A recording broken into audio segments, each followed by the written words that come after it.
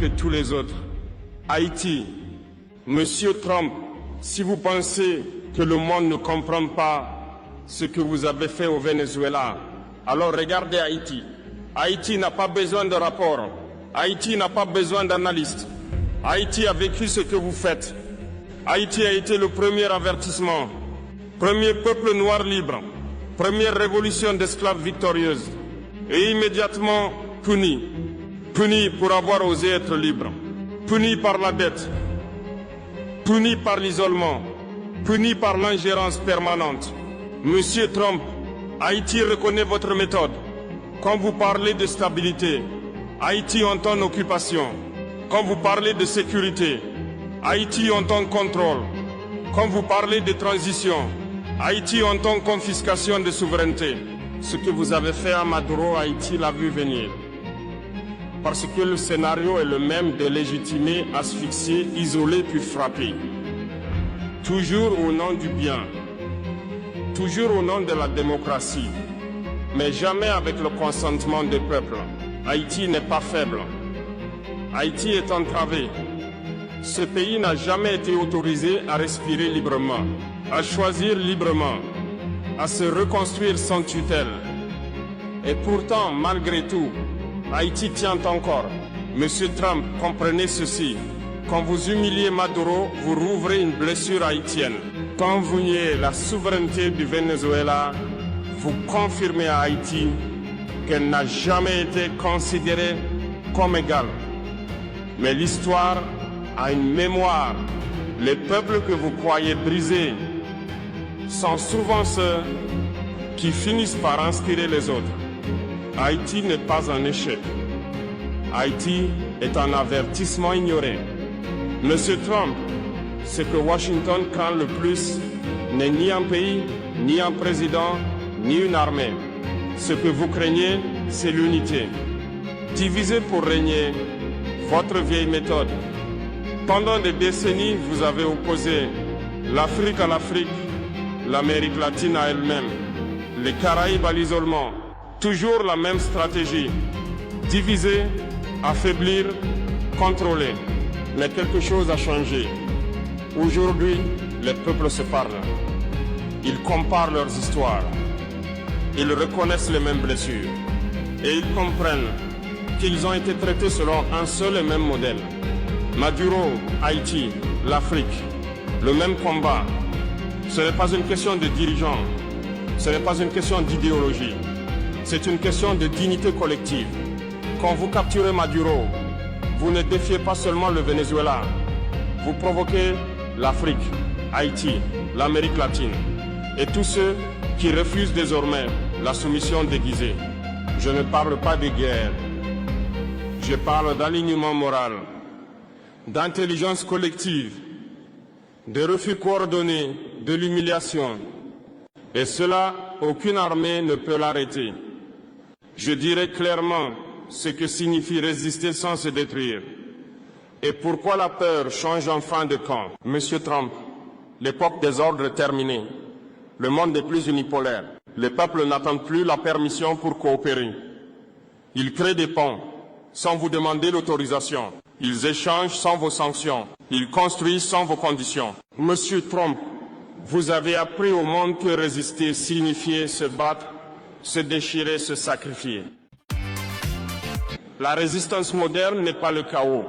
Ce n'est pas la violence. Ce n'est pas la haine. La vraie résistance est intelligente. Résister, c'est refuser les règles injustes sans tomber dans les pièges. C'est produire ce que l'on consomme.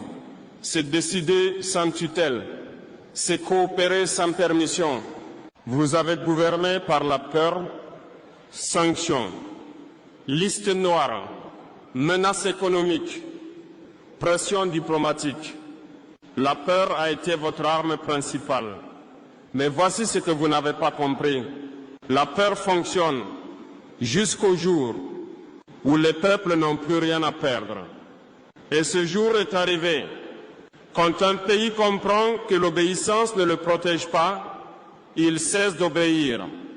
Quand un peuple voit qu'un président peut être capturé malgré les concessions, il comprend que la soumission est inutile. Résister, c'est se renforcer. Ce n'est pas se fermer au monde. C'est choisir ses partenaires. Ce n'est pas s'isoler. C'est se libérer du chantage. La résistance moderne est économique, culturelle, mentale. Monsieur Trump, la peur change de camp. Avant, le peuple avait peur de Washington. Aujourd'hui, Washington a peur de perdre le contrôle, peur de ne plus dicter, peur de ne plus punir, peur de devenir une puissance parmi d'autres. Ce discours n'est pas une provocation, c'est un mode d'emploi, un message clair au peuple. On peut dire non sans s'autodétruire. Monsieur Trump, vous pensez avoir affaire à des peuples dociles, à des sociétés sans mémoire. Vous vous trompez. La jeunesse voit, la jeunesse comprend, la jeunesse se souvient et surtout, la jeunesse agit. La mémoire des peuples est vivante. Haïti n'oublie pas. L'Afrique n'oublie pas. L'Amérique latine n'oublie pas. Chaque injustice, chaque enlèvement, chaque ingérence reste gravée dans les mémoires collectives. Vous pensez pouvoir effacer ces histoires avec des sanctions et des menaces. Vous vous trompez lourdement. La jeunesse connectée, éveillée et révoltée. Aujourd'hui, grâce au réseau, à la communication instantanée, à l'éducation, la jeunesse mondiale sait tout. Ils voient vos stratégies. Ils voient vos doubles standards. Ils voient vos manipulations. Et ils ne restent pas silencieux. Maduro ou Haïti, peu importe. Chaque capture, chaque intervention renforce la vigilance des nouvelles générations. Chaque acte d'arrogance crée un réseau invisible d'opposition. Vous vouliez effrayer, vous avez inspiré la résistance. Monsieur Trump, écoutez bien. La mémoire collective est plus puissante que vos armes. L'histoire est plus rapide que vos sanctions. Et la jeunesse est plus organisée que vos armées. Si vous sous-estimez cela, vous sous-estimez le futur. Et le futur ne vous appartient pas. La jeunesse est le feu qui éclaire l'avenir. Ils ne connaissent pas la peur que vous vouliez imposer. Ils connaissent la vérité. Ils connaissent la solidarité. Ils connaissent le droit de dire non. Je vais vous montrer comment la solidarité des peuples du Sud commence à changer la donne. Monsieur Trump, vous croyez que vous pouvez isoler un pays. Vous croyez que vous pouvez diviser des peuples. Vous vous trompez. La vérité, c'est que les peuples du Sud se regardent maintenant en face. Ils partagent leurs expériences. Ils apprennent les uns des autres. Ils se soutiennent. Maduro et Haïti, un même signal. Ce que vous avez fait au Venezuela est un avertissement pour Haïti. Mais Haïti ne regarde pas avec peur.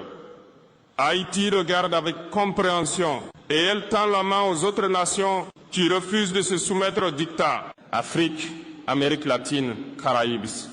Une même leçon.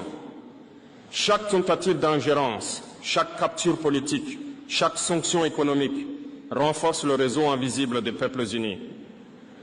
Vous avez cru que la peur serait efficace. Vous avez cru que la menace suffirait. Vous avez sous-estimé la solidarité.